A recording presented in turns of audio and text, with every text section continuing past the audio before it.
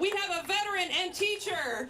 Wes Fryer is a U.S. Air Force veteran, a 30-year educator, and a current middle school classroom teacher here in Charlotte. Teaching STEM. We love our teachers. And media literacy, a graduate of the U.S. Air Force Academy and Fulbright scholar. He is passionate about strengthening democratic norms, civic responsibility, and building community. Give it up for Wes, everybody!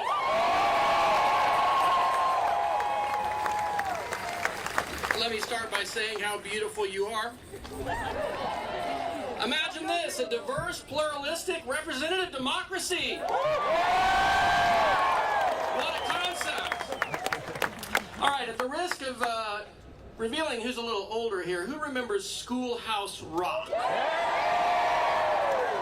All right, so a lot of us that took civics back in the day, we watched Schoolhouse Rock. You remember I'm Only a Bill? I'm only a bill, yes, I'm only a bill, and I'm sitting here on Capitol Hill, and I don't remember the rest. All right, but that's the point, all right? That simple cartoon taught, and if you don't know it, Google it, all right, or ChatGPT it, all right? Because it's on YouTube. That simple cartoon taught so many of us how our government is supposed to work. A bill gets introduced. It gets debated. It gets passed by Congress and signed by the president. That's how laws are made. But what happens when a president decides he's above all that? What happens when executive orders replace democratic debate? When due process is ignored and the Constitution is treated like an obstacle rather than a guide. That's why we're here today. I am speaking to you not just as a current middle school classroom teacher. How many teachers do we have out there? Thank you. Thank you, teachers. How many retired teachers do we have out there? Thank you. But I'm also speaking to you as a veteran of the United States Air Force.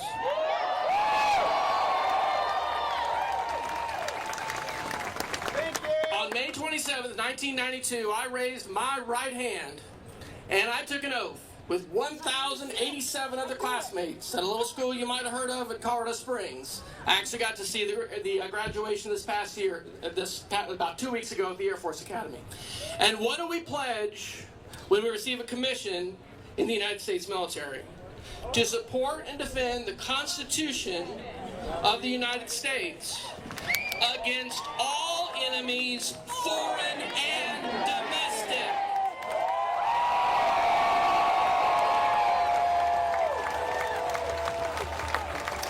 Today, this oath means everything to me.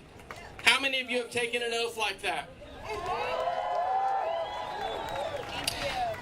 But ladies and gentlemen, I want to be clear that our fellow Americans, our neighbors, our co-workers, our family members, are not our enemies. They are our community.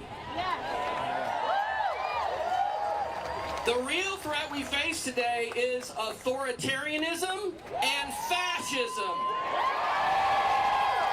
And let me add to that white supremacy, misogyny, and racism.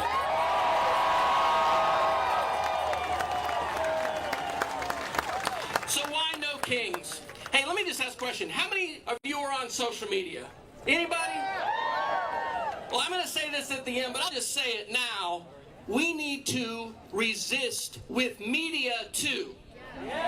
We need to tell our communities, because we're all connected to different folks, why are we here?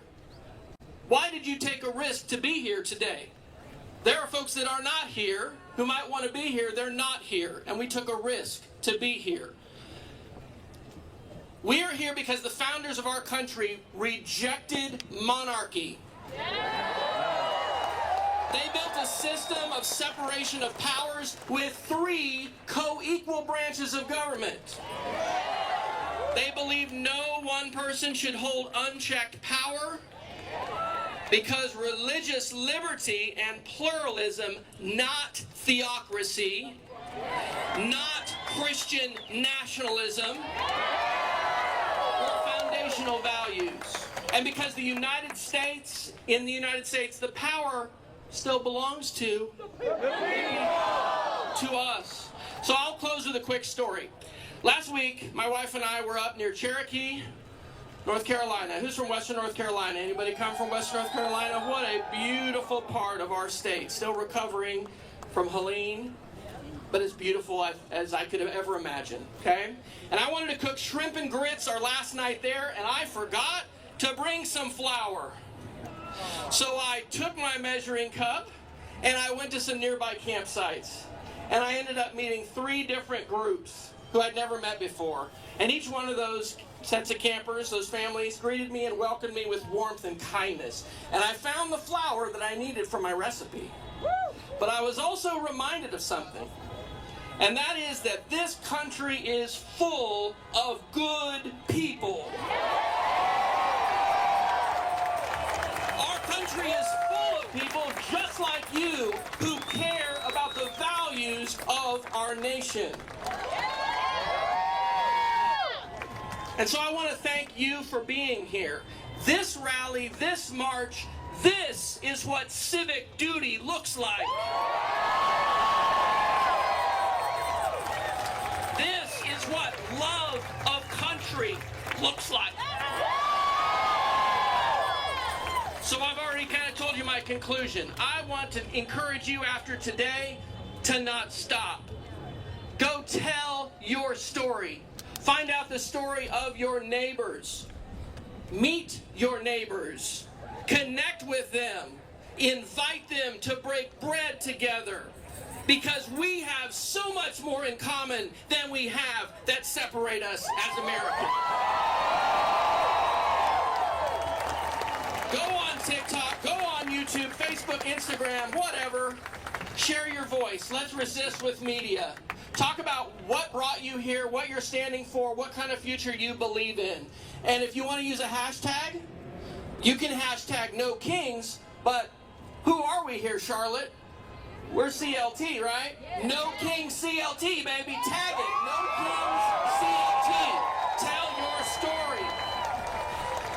We are citizens of a multiracial, pluralistic, and democratic republic, and we must never forget that democracy isn't inherited, it's built together, and that's what we're doing today. So thank you for standing here with me. Let's keep resisting, let's keep building, and let's keep believing in the better future we know is possible, and we will build together.